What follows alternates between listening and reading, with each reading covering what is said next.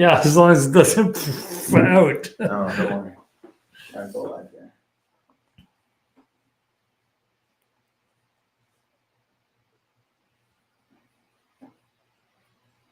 There you go. There you go. It's a beautiful thing. All right. You should be everywhere. Oh, we're live. You are live. We are live. Welcome Excellent. Yeah. Welcome to the show. Welcome to the show. They're notifying viewers on TikTok that we're live. All right. Your camera looks like it's on the Leaning Tower of Pisa. No, right? the lamp's on the tower.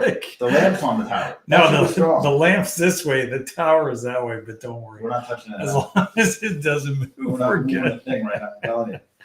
Hello, everybody. Welcome to Fertility Fact or Fiction. I am your host, Dr. Rahi Victory, newly returned from a fabulous conference in Spain and also at my cottage where there was no conference. There was a turkey conference, but that's about it. Lots of turkey. And we have an exciting topic for you guys tonight because after literally weeks of no good studies to share, I found a good study to share. So we're going to be posting this. We are also working on a video on basically endometritis and what to do. It's going to be a great video, so we'll have that for you soon, hopefully within the next couple of weeks. One of our viewers requested that, and so I am working on it diligently. We've got the skeleton of it, and we just need to make, put on the flesh, so to speak. So welcome to the show. This is Fertility Fact or Fiction. I am your host, Dr. Rahi Victory. I am a double board certified reproductive endocrinology and infertility specialist, licensed in Canada and the US, and hopefully very soon the UK. And to my left is the brilliant and always humorous, quote unquote, Dr. Tariq Ibrahim, who is the guru of all things social media and my dear friend. And tonight we definitely took a different turn and we had Persian food. I am Persian for those of you that don't know. And it was very good. It was very good. Tariq chose it because I was in a rush and he actually chose some real classics and it was all excellent. So, and that was from Al Borz. Al Borz. Yeah. I don't know where they are to give that. They're in Windsor. But they're in Windsor. I don't know where. It was very much like my mom's cooking. Mom, if you're watching, I still love your cooking more, but Al Borz, for those of you in Windsor, it was very, very good. All right. So with no further ado, I think I'm screen sharing already. Are we up and running? Okay. Those of you on TikTok, my apologies. We cannot show you on TikTok. However, we do still love you. And I will read out everything to you so you will not be missing any information, I promise. So tonight's topic is from a paper that is up and coming in the journal Human Reproduction. And this is a very, very important article because of the fact that this has been a big question mark for quite some time. What do you do when you biopsy your embryo and your embryo comes back unknown? The test just didn't work. It'll say insufficient sample or insufficient quantity or quality. But basically, you did the biopsy, you sent off your biopsy, you're praying that you've got a result and you don't get anything. So those are big question marks for people, right? Because maybe you're 42, maybe you only got 2 embryos. Do I transfer the one that didn't get a result? Do I rebiopsy? What do you do? And so this is a big question because we don't know what the right answer is. There have been a lot of studies back and forth showing mostly that it was detrimental, but then sometimes that it didn't have any harm at all. And I spoke to one of the leaders in genetics, in Canada at least, someone that runs a very large genetics lab. And that individual, who I found absolutely lovely in every way, said, oh no, absolutely. You can thaw them and rebiopsy them up to 4 times with no significant decrement in success, decrease in success. And I thought, that doesn't sound right to me. So I was hoping someone would come out with a more robust study. So here is impacts of double biopsy and double vitrification on the clinical outcomes following euploid blastocyst transfer, a systematic review and meta-analysis. So I do want to walk you guys through this because this is very important because there are a lot of places that do variations of what's here.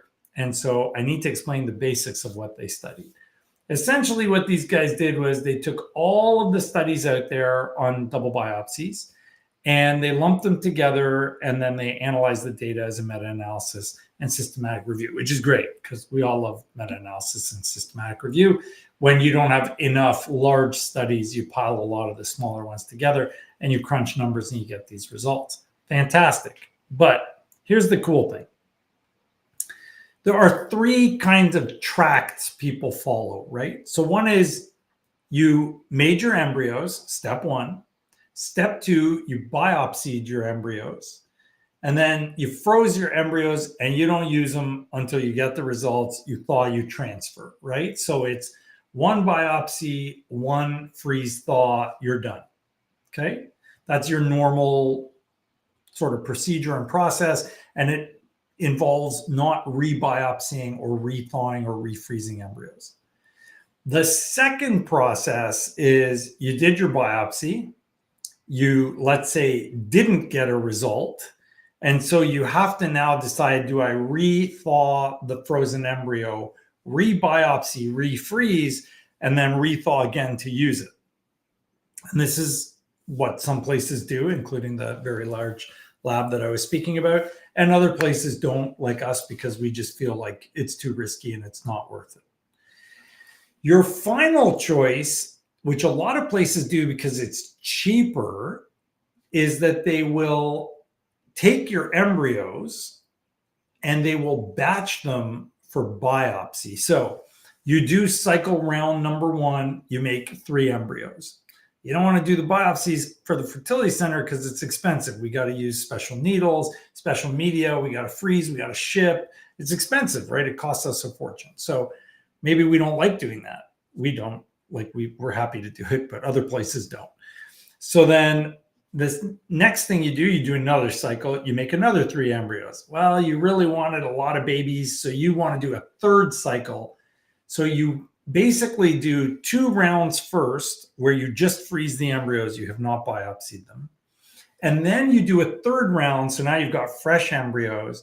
You then take your fresh embryos on day 5, you thaw the embryos from the first 2 rounds, and you biopsy all of the embryos at the same time. So that's called single biopsy double vitrification, because you're freezing, thawing the first 2 batches twice, but you're doing all the biopsies at one time. So these guys actually studied that as well, which is interesting because I actually had not come across that before. But they looked at the impact of doing that as well, which is critical because a lot of fertility centers are doing that, claiming, oh, it doesn't have an impact. Let's find out if it has an impact. So what did they do? They went through the usual rigmarole. Hopefully you guys can see that. I'll blow it up a little bit. You got a good view of that? Okay. Whoops, sorry about that. That was not what I wanted. Okay, so identification, they found 105 studies from PubMed, 538 from Embase. I'm going to have to start looking at Embase. 113 additional ones from the Cochrane Library. They immediately removed 149 because there were duplicates. So then they had 607 that they screened, and they removed 570 of the 607. 37 were sought for retrieval, and then from those, they had to eliminate a bunch, leaving 9 studies that were 6 full articles and 3 abstracts only, so they weren't even published, with available data. Okay, so a bunch of the studies were removed for various reasons. Bottom line was they didn't meet their study criteria, and they had to exclude all of those studies because either the outcomes were not reported properly or inclusion-exclusion criteria weren't right, that kind of thing. Okay, so with all that in mind, I'm going to skip by all the different studies. We're going to get to the meat of all this. And I think what I'll do to make this easier for all of us is I am going to put it this way, and we'll be able to see it a little bit better. How's that for you? Is that good? Okay, I'm going to blow that up like that. Okay, so just scroll left and right a little bit. This way? Yeah, go all the way to the right. Drag it that way. Yeah. Oh, it takes me to the next page. Okay. How's like that? Is that good? What do you want to show them on this page? Everything. Okay. You need it narrower. Yeah. If you want to show them everything, I need it narrower. I can go up and down. You want me to go back up and down? Let's see what it looks like. Oh, that was epically not the right thing. Just to have it set for vertical. And then in vertical, it's all. Okay. That's good. Like that? Yeah. All right. So I'll just blow it up. Okay. So I'm going to show you the results and then I'll show you the other half. Yeah. Okay. So but go through it. It cuts off. Yeah. I'll scroll through it. Yeah. Go left and right. No left and right. So this first table is on clinical pregnancy. Okay. So in the top part, which they call A, it's comparing double biopsy, double vitrification. So you individually take embryos, you rethaw them, rebiopsy them. And they were biopsied once, you didn't get an answer, you have to biopsy them again. In the B category of each of these tables is where they did the prior freezing without biopsy, then they thawed them, biopsied them, refroze them, and then waited for the results, okay? So in table A, if I scroll sideways, and this is for clinical pregnancy rate, you can see that there is a very substantial reduction.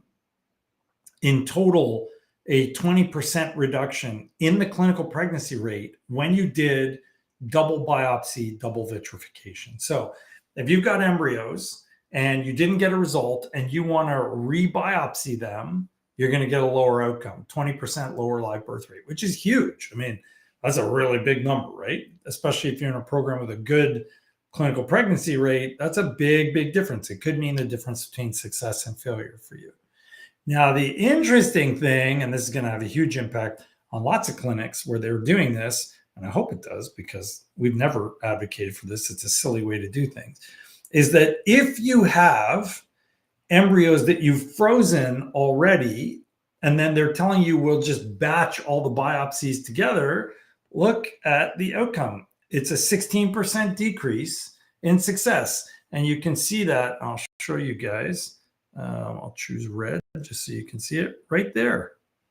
And that's this one here is the earlier one, right? So these very clearly show, if you can see, whoops, sorry about that.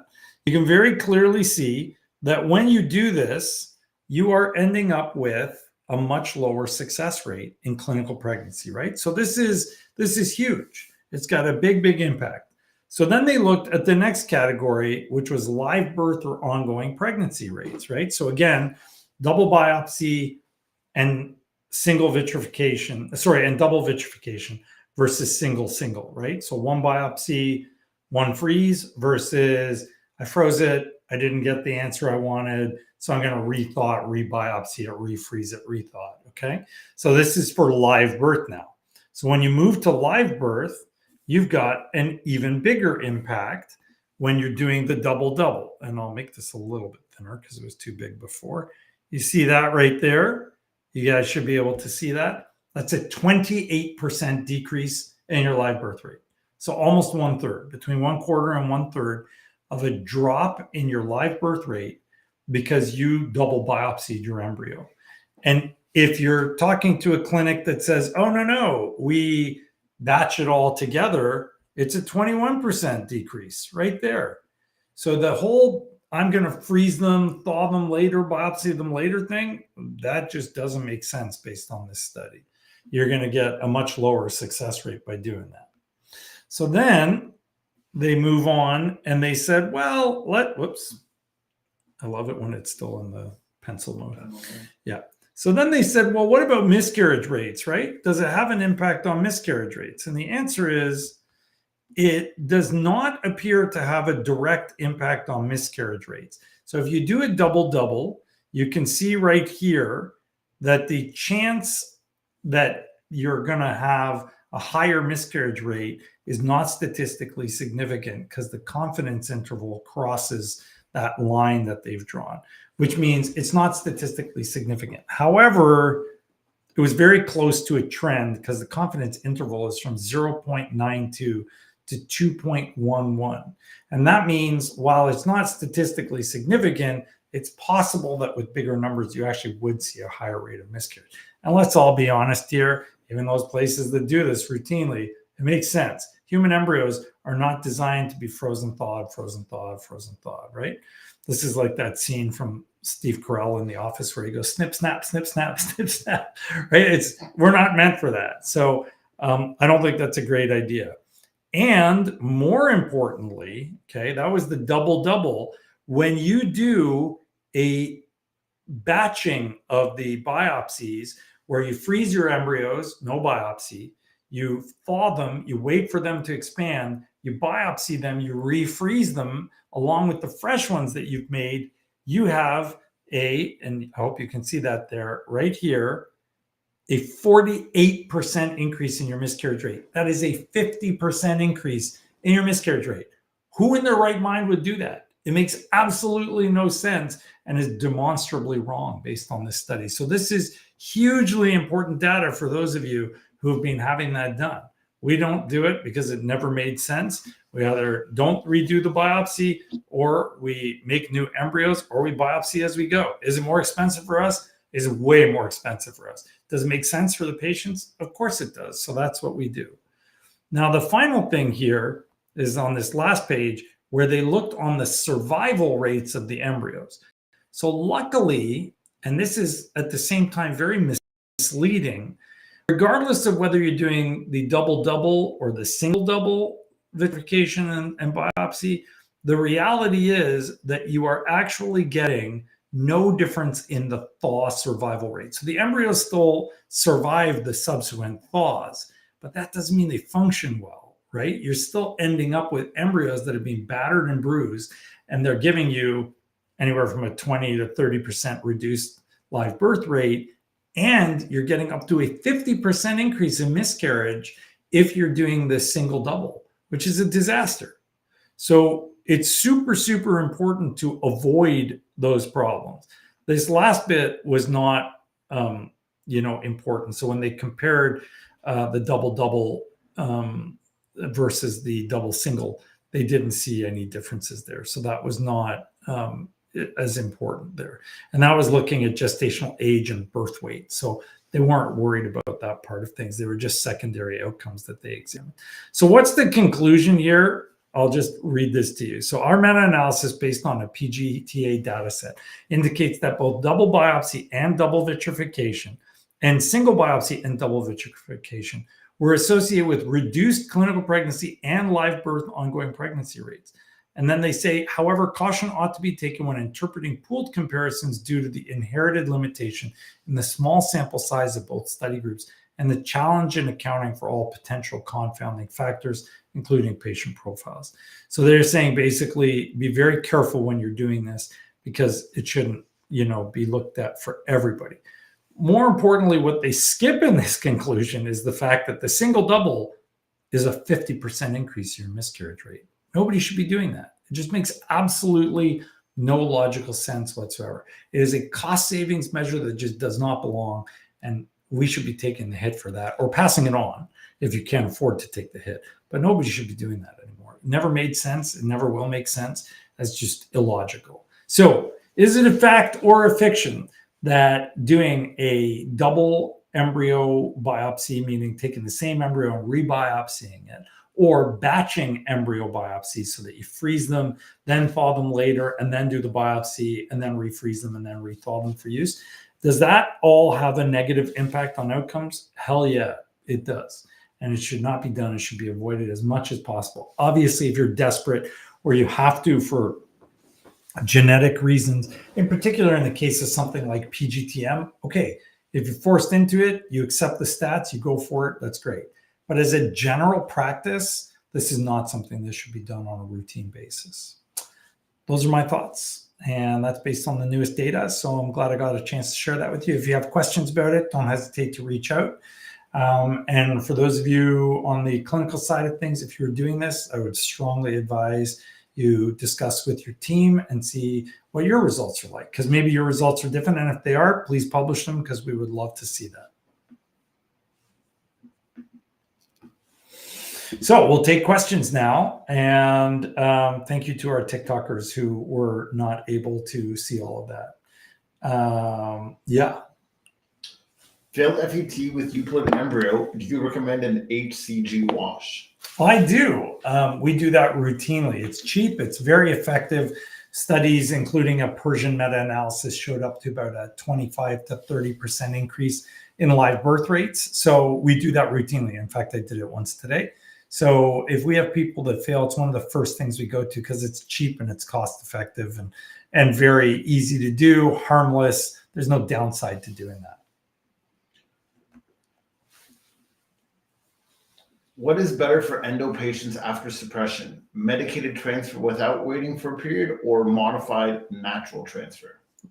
Doing a medicated cycle after suppression for endo is wildly illogical. It makes absolutely zero sense. How could you ever justify turning off the endo with suppression and then turning it back on with stimulation from estrogen? So that just doing a medicated cycle makes no sense. At this conference I was at in Spain, Exchanges in Fertility, in Valencia, Spain, just last week, they very clearly, even in Europe, which is like the die-hard bastion of doing the hormone replacement therapy cycles, they said we are 10 years behind in technology and need to start changing. And they literally said we should be abandoning hormone replacement therapy cycles. All the world experts were there. They said it's time to stop using this. It's time to move to natural or a modified natural protocol. And when I went and spoke to the guy, who is an awesome speaker and a leader in the fertility world, I said, why are you guys talking about natural? You should be talking about letrozole because letrozole is better than natural. He said, that is where we are moving to, but it is so slow right now to get things to change in Europe that it's very difficult to get people to go from hormone replacement to even natural, let alone to go from hormone replacement to letrozole. So they're still going to be 5 to 10 years behind by the time they catch up again. Yeah. Dr. VNT. Dr. VNT. VRC patient did immune and endo protocol and MC. Okay. I have RPL, endo, and adeno. Yeah. Should I do a lap and remove the endo, but more particularly the focal adeno? Did fertility and endo transfer? Yeah, I'm sorry you had a miscarriage. That's terrible. I mean, it's certainly reasonable to do a laparoscopy and remove the endo. Removing focal adeno is very, very difficult. It's not as easy as it sounds. So that one I'm less sure about. There may be an opportunity to zap the adeno with a high frequency ultrasound using MRI guidance, but I'm less prone to doing surgery for focal adeno unless you have like a large adenomyoma. That's a different story, but they are very, very damaging to your uterus. It's brutal what it does to the uterus when you remove them. First FET, only 3 embryos to work with. Emma, Alice, yay or nay? Well, I love the idea of testing for the microbiome. I'm not an advocate for doing igenomics just because I'm not a huge igenomics fan. But you know what? Whatever company you are comfortable with is fine. And I certainly don't advocate for one company over any other. So if you think igenomics and Emma Alice is a good fit for you, by all means, be my guest. I'm happy for you to try it. We use a different company. We use Fertility. I'm very happy with their results. But, you know, to each his own, right? So whatever works for you, go for it. Hello. Hello. Age 37 at retrieval. Okay. All 4 untested embryos failed.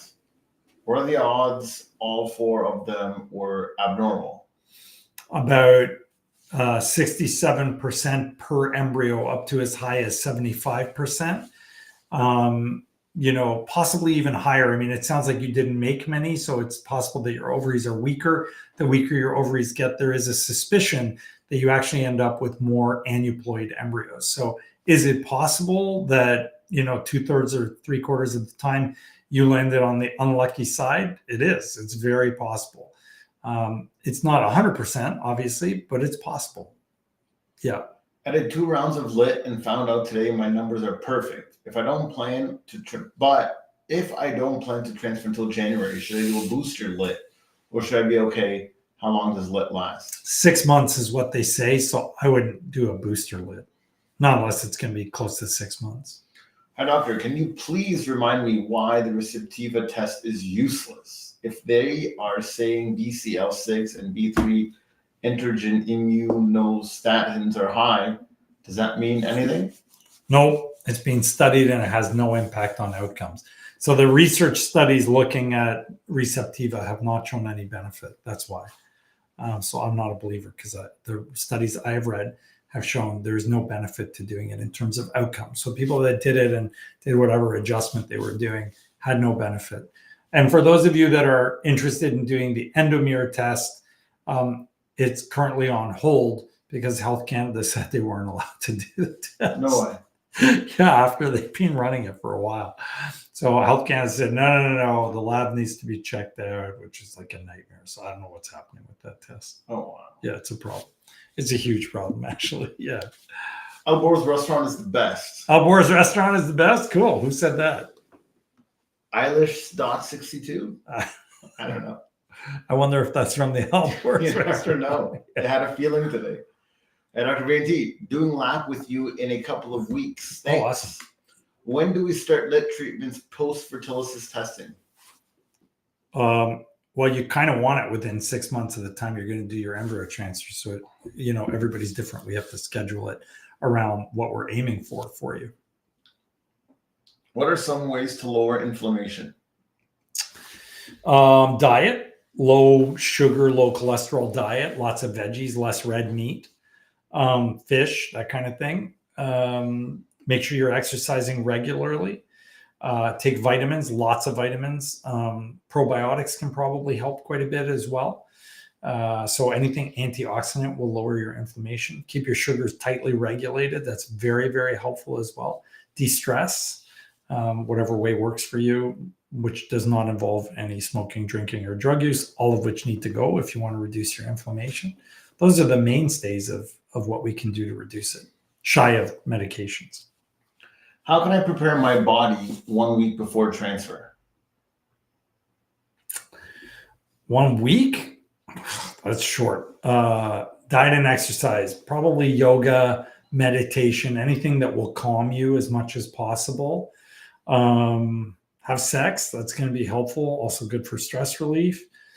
Yeah, loads of vitamins. I mean, that's basically it. Tarek liked the lots of sex comment. I think it's healthy all the time, no matter what. I'm a firm believer. You know what I mean? Firm believer, it's healthy. We don't know the benefits of it. We do know the benefits. No, we think we know. I think it's way more. Actually, I'm looking up a study that says that skin-to-skin contact between a couple actually lowers your cortisol and reduces your stress, because when you're stressed, your cortisol level goes up. So apparently skin-to-skin contact actually helps lower your I don't know if that's true. Cortisol. I don't know if that's true. Sometimes, maybe. Sometimes no. Sometimes no. Sometimes you want to sit on that other couch. You know what I mean? You just need some distance. I'm always happy to sit on the same couch. Me too. But I'm telling you. But not everybody. Sometimes, I need some space. You're suffocating me. I can't breathe. Oh, really? I hear strange comments. But I say, people cuddle on a regular basis. Just give me some space. Yeah, I get that. I get that too. Yeah, see. Yeah. That reminds me, I got to talk to you about a brilliant idea for a video. Okay. By the way, you're looking fly tonight, Bestie. Oh, hey, thank you. You know who that was? It's got to be Chels. She's It the is only one that Chels. calls me Yeah, Bestie. that's right. Chels is doing very well. She's doing well, right? She's chugging along. That's wonderful. Yeah. One day should you start tack roll for FET? I guess what day? We do it usually anywhere from 1 to 2 weeks before the FET. Is IVF or IUI better for patients with endometriosis? I don't know if I like the term better. So when you have endo, your choices are keep trying naturally, try IUI, try IVF, or go for surgery and treat the endo. So any of those are reasonable options. If you watch our endo video, it actually spells out what the outcomes are. The data on IUI is actually super weak. The data on IVF is actually incredibly weak. There is literally only one study that examined the difference between natural, so doing nothing, and doing IVF for patients with endo. And it was done a million years ago when the success rates were terrible. So we actually don't know what the difference is between patients just trying on their own or doing IVF. So the answer is, sure, we all know it works well, but we don't have proof that it works better than trying naturally. And then as far as doing the surgery is concerned, the surgery, there's loads of studies, all of which show that there is a benefit. You're going to get quite a substantial increase, almost a doubling in your success rates. So, as far as what's right for you, what's better, it depends on what's right for you. Pretty much every fertility center you walk into, except for maybe us in Tripod, the minute you walk through the door, you need IVF. Well, that's not actually true. I actually talked to a patient today who was told you might have IVF, you might have endometriosis, so you should just jump right into an IVF cycle. And she's like, I don't even know what's wrong yet. I've got unexplained infertility. Why are you telling me to jump into IVF? Amy was 25. She's young. She was perfectly healthy, beautiful young lady. Nothing found on any of the tests that were significant. She then went on to do additional testing, and on the additional testing found out she had all sorts of immune stuff going on. So now she's following the immune track. So you shouldn't just get railroaded into doing IVF because you have endo or anything else. So I'm always hesitant when people ask me what's best, what's better. It really depends on what's best or better for you. Are you in a rush? Are you 39? Is your family pressuring you to death? That's a different story. But if you've got time, you're young, you're healthy, you got options. So think through what's right for you, and that's what's going to be best or better for you. More dick awards, please. There's 2 coming, although we have to be careful with one. The other one I'm more than happy to shred. That lady never responded. Let it burn. I know, let her burn. Let her burn. 1 million followers. Yeah. That'll be a good burn. That'll be a good burn. We got to get our people to share us more. I don't think they share enough because we put up all our posts. I'm telling them right now. Yeah. We put up all our posts and we don't get enough shares. We need more shares. I need more viral. Yeah. That would be fun. Yeah. Guys, the next Dick Award, I'm letting you know it's a doozy. Which one's coming out? The million lady? The million lady takes precedent because she's there. Yeah, I actually like that better because it'll gap it. Yeah. A little bit of a gap between one and the other. Yeah, that's what I thought once we had it. Yeah. When are you thinking? And you're almost done that video. I think it's done. I got the updates today. I think it's done. Oh, really? Oh, we got to check that out. Okay. All right. Hi, Dr. V. Oh, hold on. This could be more than one. Yeah, here it is. Okay. Hi, Dr. V. Once at 12 weeks, do we stop vaginal prod cold turkey, currently taking 3 times a day?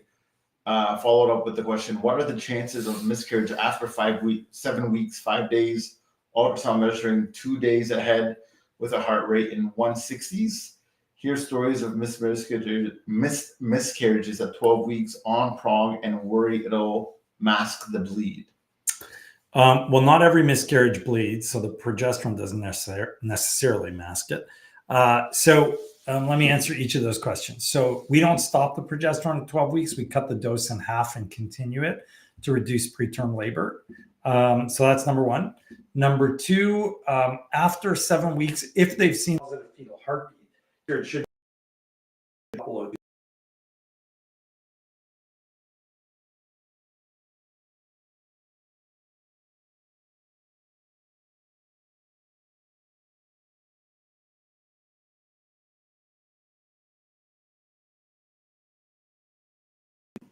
So it still happens, but it's pretty uncommon at that point.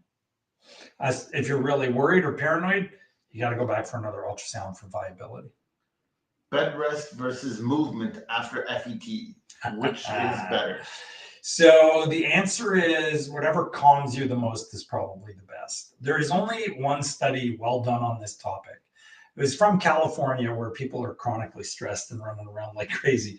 And in that study, they showed that for the people that got their transfer and immediately got up and off the bed and went back to work, they actually did better than the people that went home. Now, I personally believe that was highly culturally varied, and it's not sensitive to all the nuances. So first of all, it's California. If you've ever been to California, if you go to San Francisco, last time I was there and I ate dinner with a friend, this was many years ago, like I've never seen people eat that quickly in my entire life. Like they just inhaled the food. I was like finishing my opening salad, and they were like done their second course, like it was gone. They just, it's gone. I was like, is this a magic show? What's going on here?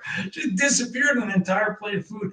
They have like such crazy busy lives. So for that kind of person, to tell them to go home and like sit there and twiddle their thumbs, they're going to go crazy. What do they do when they go crazy? They get on Google and they look up every single symptom, twinge, and then they're fretting and they're worrying and they're more anxious. Whereas if you're at work, you're busy and you're occupied, and it takes your mind off of it. So if you're one of those people that's good at home and you're chilling and you're relaxing and you're watching a comedy on Netflix or whatever, great, go for it, right? That's what's right for you. If you're one of those people that just cannot get, calm, and you're going to go crazy unless you're occupied, go to work. Go to work. What do you think of the tea? A little bit spicy. It's a little spicy, right? It's not bad though. No, it's got like just a hint of a bite. There's something in there. It's good, yeah. Yeah. Wait, can I answer this question? Because she's asked it 14 times. Of course. She got a full DQA match with Fertility. Does that mean my frozen embryos have zero chance even if I treat? No, it just makes it harder. DQ alpha matches do not invalidate you or your embryos. It just makes it harder to make them work. But there are treatments, there are things that you can do. That was Sarah Daoud who asked us that question 45 times on TikTok. Yeah. Some people have it down. They just keep asking until I notice. They know. Like, I got it. They know you got your eyes on, because I'm stone cold in my order. I'm like, unless I say, hey, Dr. T, that's super great compliment. Target the best human being in the entire world. That might get my. You delivered my daughter. Funny seeing you as I scroll on. There we go. That's it. Absolutely. All right, next.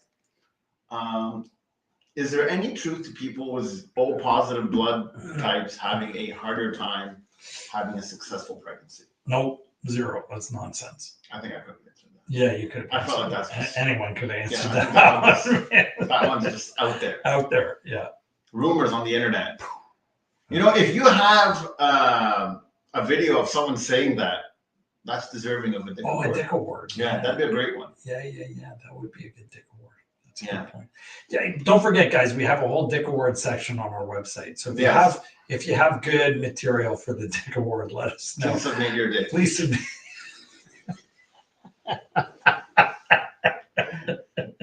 It's about that time, right? That is the wrong state. That's an accurate comment, though. Just for what it's worth. All right. It's fully accurate. Yeah, please submit your content that you find suitable for a dick award. All right. Or that way. Yeah. Yeah, no problem.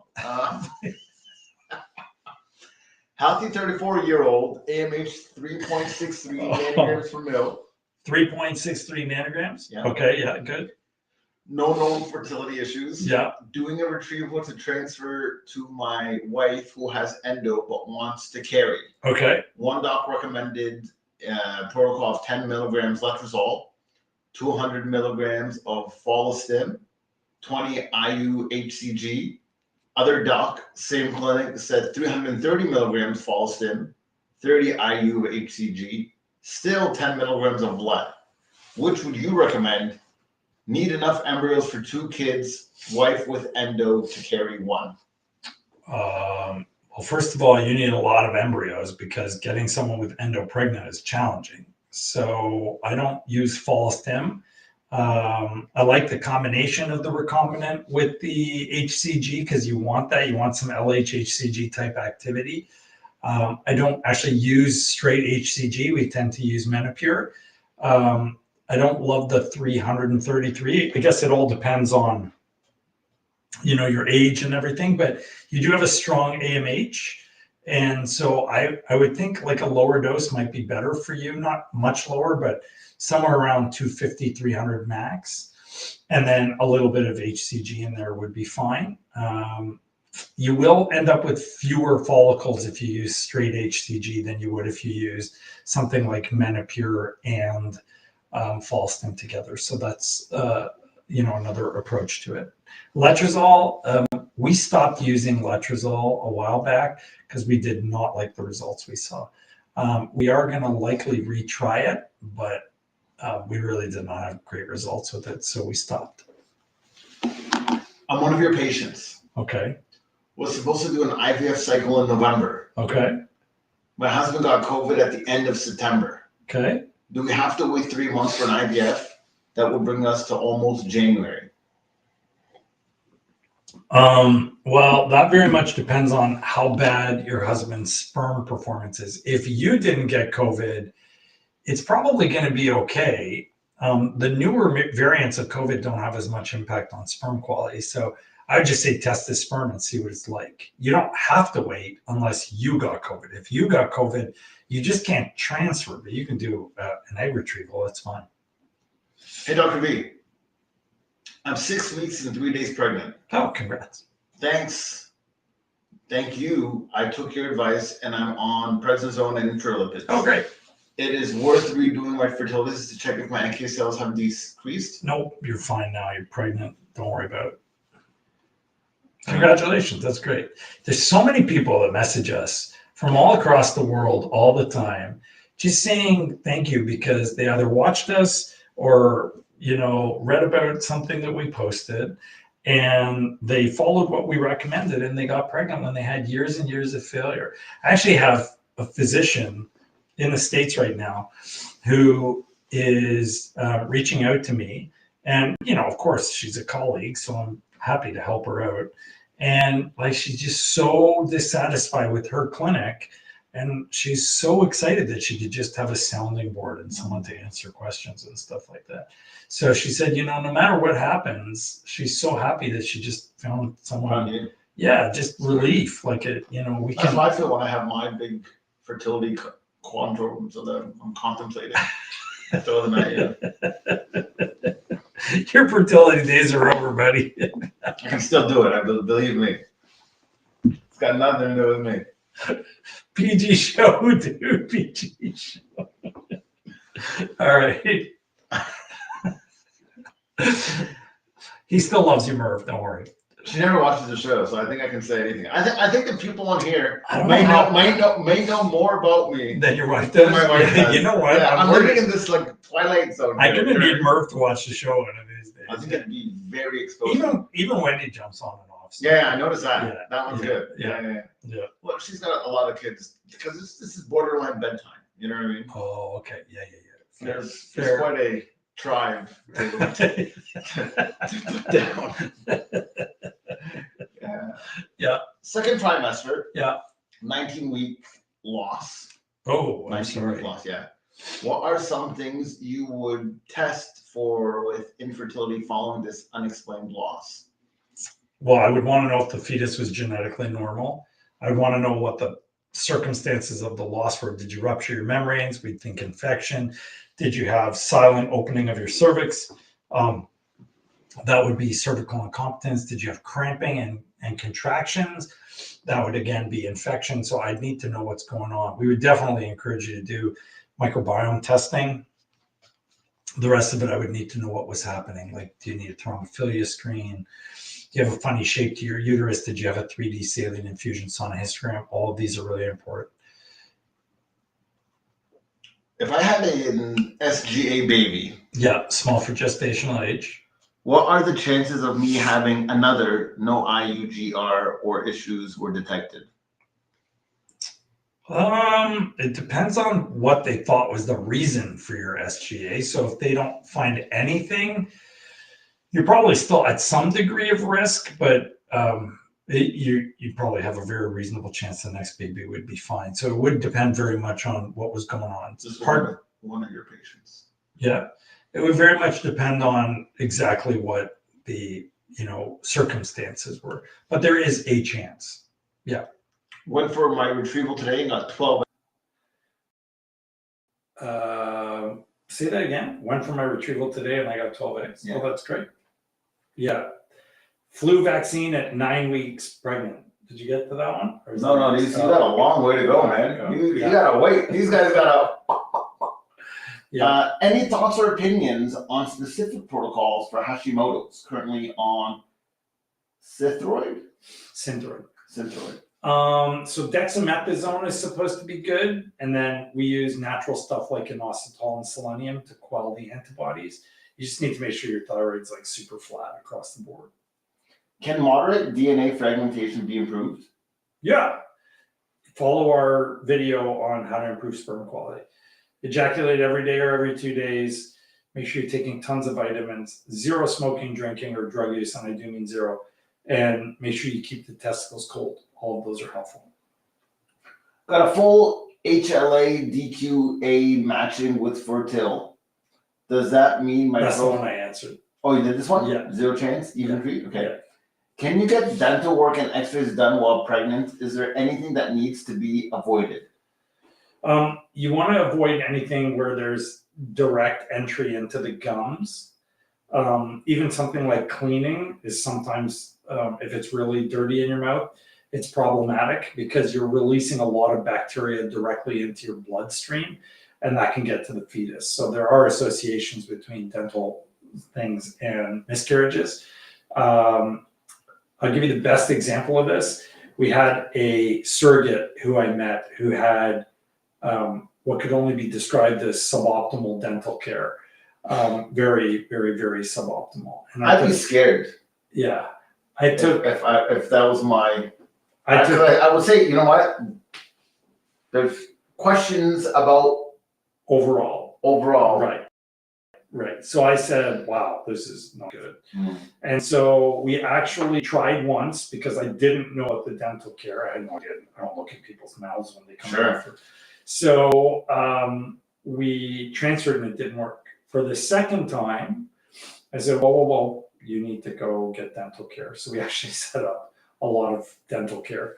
And the individual went and got the cleaning and bacterial everything and cavities taken care of and all that stuff, popped in the embryo, and the intended parents who were from overseas had a beautiful little baby. Everything went perfect. Yeah, no problems at all. And they just signed off that they don't want any more embryos because now the family's perfect.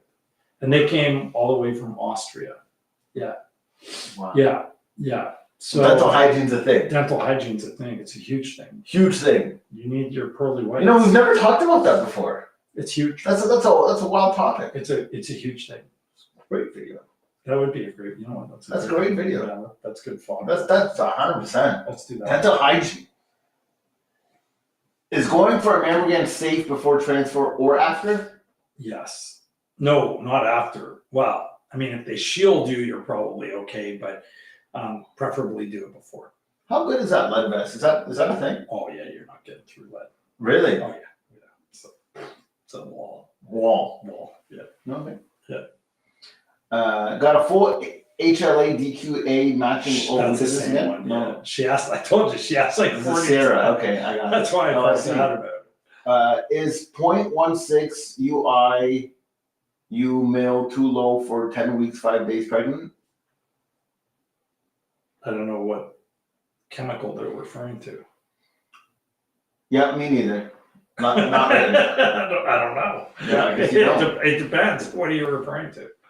What is a letrozole modified natural cycle? You take letrozole and then you take that from day 3 to 7, and then you just let your lining grow. And then when the lining gets to the right thickness, you start your progesterone, or some people will trigger if the follicle's large enough, and then they start the progesterone, and then you do your embryo transfer. Doctors, Tarek loves that. Yeah. Any update on the SCIG? I contacted the guy today, and we are scheduling an appointment to do the meet and greet, but I have not met him yet. Hey, Dr. V, I guess this is, you know, if I may comment, a lot of the questions are for you today. Not for you, none for you. Yeah, a little bit surprised with that. I'm sorry, dude. That's yeah. Yeah. Okay. What would a urologist know about blood and semen? What would a urologist know about blood in semen? I mean, it's probably prostatitis. I don't know what a urologist would know. It's probably prostatitis, so that would be the most, like, infection is going to be the most common cause. Is it okay to get the flu shot while on your immune endo protocol? Yeah, you get a flu shot. It may not be as active as it would be otherwise, but I wouldn't do a flu shot while you're doing it, because the whole point is to quell your immune system. And if you take a flu shot, you're going to activate it. So I would avoid that if I were you.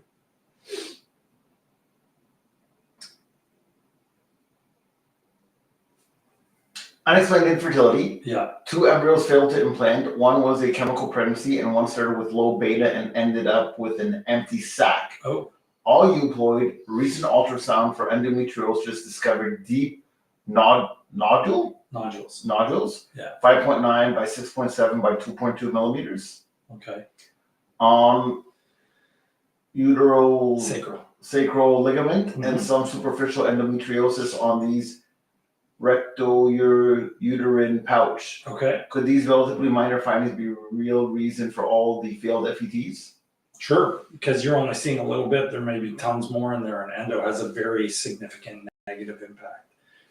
There's a recent study where the authors said endo didn't impact things, and then the other guys reanalyzed the data. They're like, it shows right here that it impacts things. So on his own data. Yeah, so endo has a huge impact.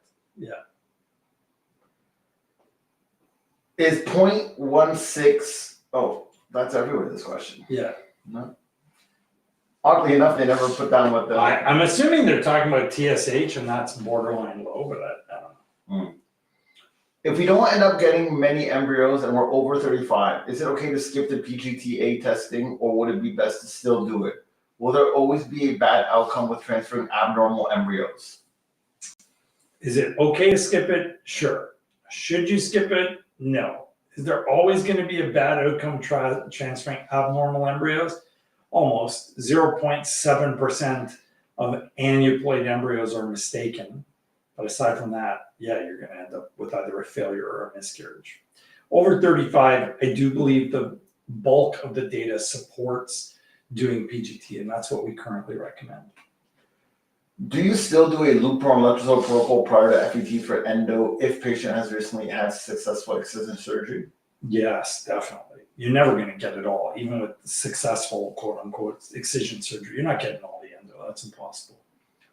And Dr. VNT, do you recommend fluorofem suppositories to improve vagi-bio?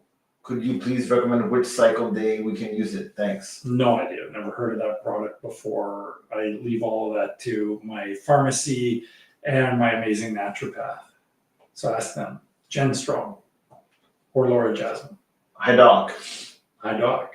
Do you recommend clomiphene for endo patients? Could you please advise on how much dose you recommend? Thank you. No, we use letrozole because it keeps your estrogen levels lower than clomiphene does, and we would use 5 milligrams to start. Yeah. How does hypohashi affect egg quality? Should you have 2.5 nanograms TSH 90 days before a harvest? Should you have what? Should you have 2.5 nanograms NG of TSH 90 days before a harvest? Well, it's not nanograms, it's millunits, but yeah, you should have your TSH less than 2.5 before harvest.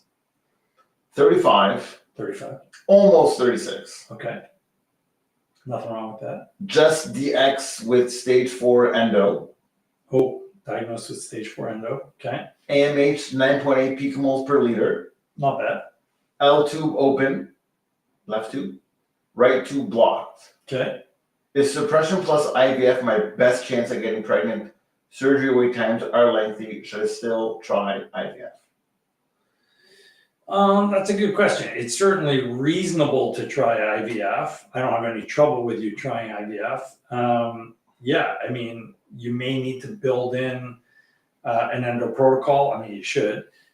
Whether or not you build in surgery is another story, but it's a worthwhile consideration. Yeah. Dr. V saying double biopsy freeze is the most Canadian sounding thing.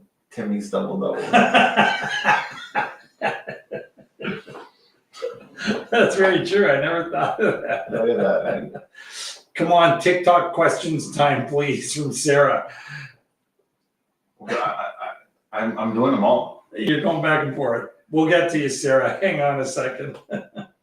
Does having intercourse multiple times in a day increase your success rate or not give the sperm enough time to regenerate? No, it doesn't give enough time to regenerate. If you're doing multiple times in a day, you're firing blanks after the first couple. That's pointless. It's fun, but it's pointless. Yeah, I don't know if I would ever call it pointless. You're the guy that started off with like skin to skin contact's nice, Yeah. and this is pointless. I was talking cortisol. Yeah.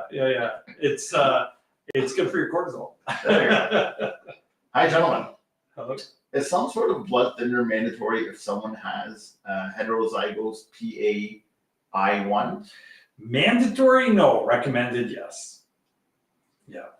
Wanting to advocate for elective induction, do you prefer a certain method of induction? I use a balloon just because it's safer. It's maybe not quite as successful, but it is safer. And then Foley for the cervix, and then rupture of membranes and or oxytocin. Do you recommend that all women who have a miscarriage do a thrombophilia? No, definitely no. At least not until you've had minimum 2. Does cetrotide, menopur, or Gonal-F cause flushing or rosacea flare?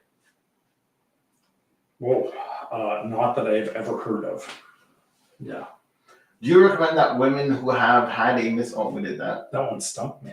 I've never. I saw you. Yeah. You had a moment. Yeah.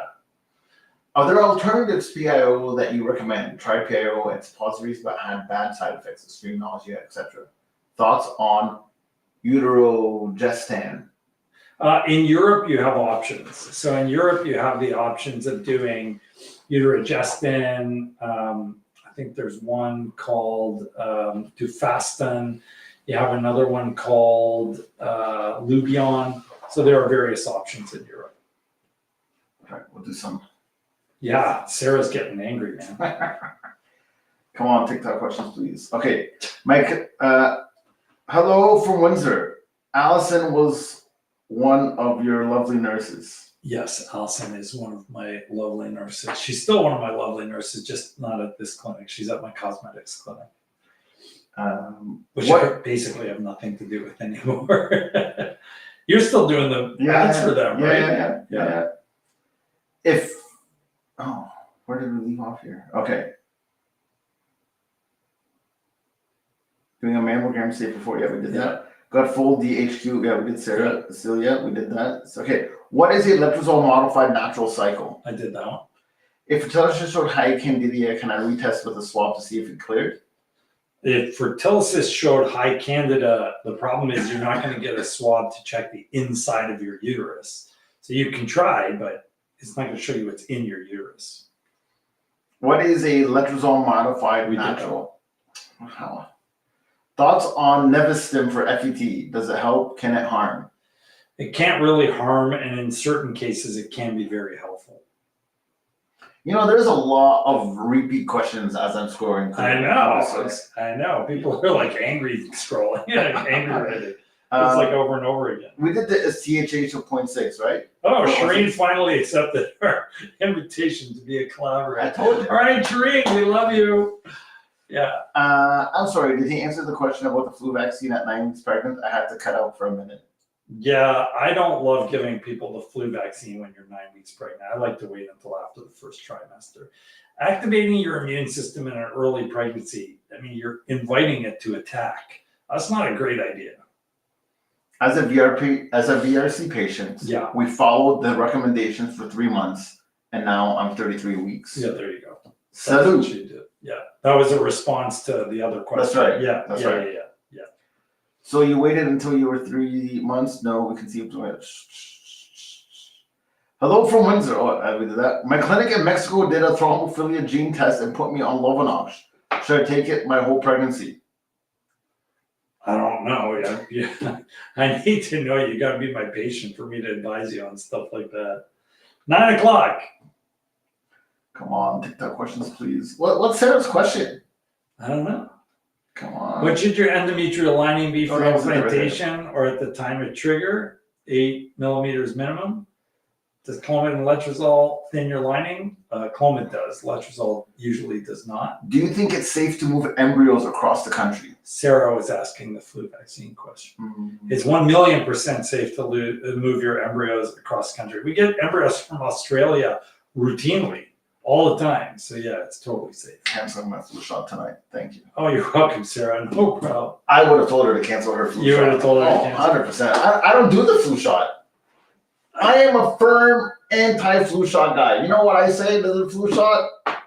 Ha!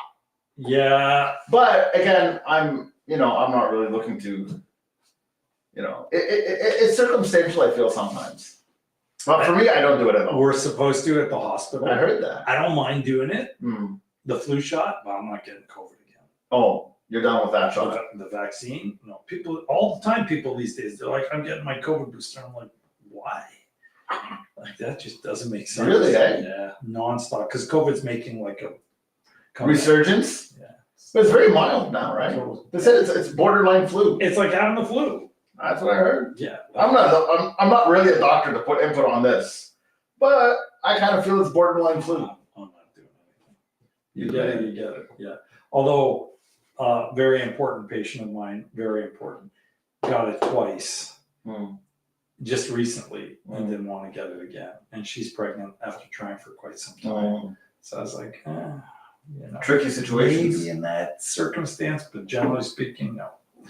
Are we calling it quits? 902. Your show, boss. You tell me what to do. Oh, Cecilia finally made her question. Is TSH of 0.16? Yes, it's low. You would need to see what your T4 is, Cecilia. Thank you for clarifying that it was TSH.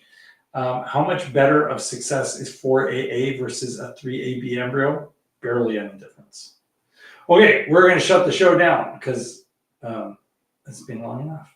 You guys have a wonderful evening. I have a big thing I have to do tomorrow. So pray for me because I need to make sure that works out okay. And lots of love to you all. Exciting stuff around the corner. My lab director is currently in Vietnam. Really? In Vietnam. No way. Where the world leaders in vitro maturation are. And she is learning how to in vitro mature using a brand new technique so that we can finally start doing our in vitro maturation process here for older patients to see if it'll actually work. So hopefully in the next couple of months, we'll have something up. That's cool. It's super cool. Yeah. It's super. She's all the way out in Vietnam. She is currently in Vietnam. Yeah. She should send us pics. That's a big deal. So I told the lab people today, I said, the cat is out, so the mice have come out. All right, guys. Have a wonderful evening. Thank you for supporting us. Please, please, please, if you're seeing our posts, our YouTube videos, anything on TikTok, share. Thank you all for all the love for the post about Wendy. Instagram wanted this get to know me thing, so I thought I'd show you guys what I'm like at home. So we have another one coming about whether or not I should sell VRC. So we'll have that up and running for you soon. And yeah, have a wonderful week. We will see you next week on Fertility Fact or Fiction. Have a good night. Don't let them single double your embryos. That's bad.